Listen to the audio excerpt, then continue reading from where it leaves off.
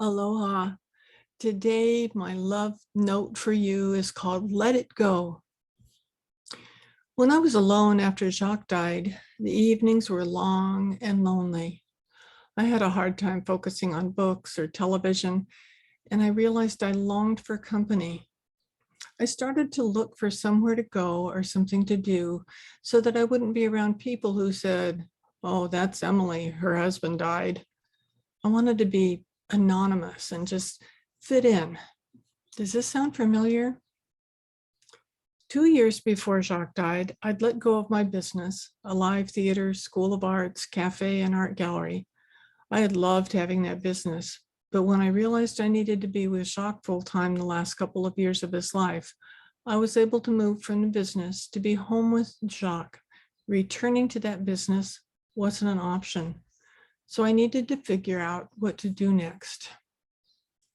I found a quilting class at a quaint little shop that I could walk to from my house.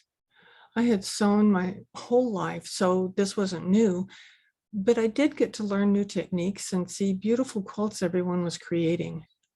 The class was relaxing and I felt so creative. I didn't know anyone in the class and I didn't make any effort to get acquainted with anyone. I was perfectly happy sewing and listening to my classmates' stories. One evening, one of my classmates was telling about a beautiful, expensive, intricate quilt she had made for her son.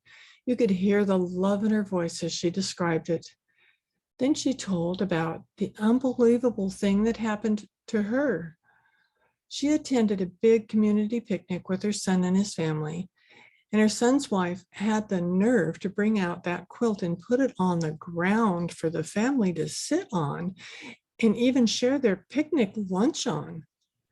She was appalled and heartbroken.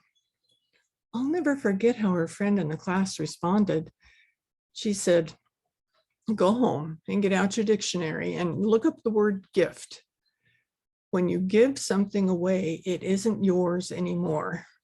You didn't notice how proud your daughter-in-law was of that quilt, that she wanted to show it off. She and your son treasure that quilt. Let it go." I felt like she'd turned on a light bulb in my head. At that moment, I let my wonderful business go.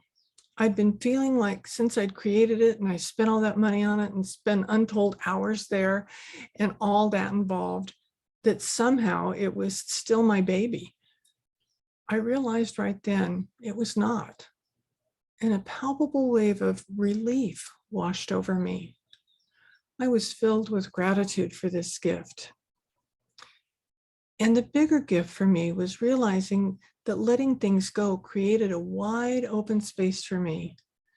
I stopped worrying about what I could have, should have, or would have done, and realized that I was truly living in the moment. In the moment, there's no room for the baggage of what no longer served me. I felt clear and fresh and ready for the rest of my journey. So my gift to you is the reminder to release everything that doesn't serve you. Let it go and revel in the joy of the results. A little PS, this picture is of a quilt I designed and made by hand after I took that class. It took me 2 years to finish. I used Hawaiian style motifs that I cut myself. Traditionally, Hawaiian quilts are made of one huge motif, but I couldn't decide what I liked best.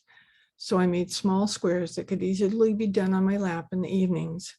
You'll see turtles, dolphins, breadfruit, hibiscus, pineapple, and anthurium squares.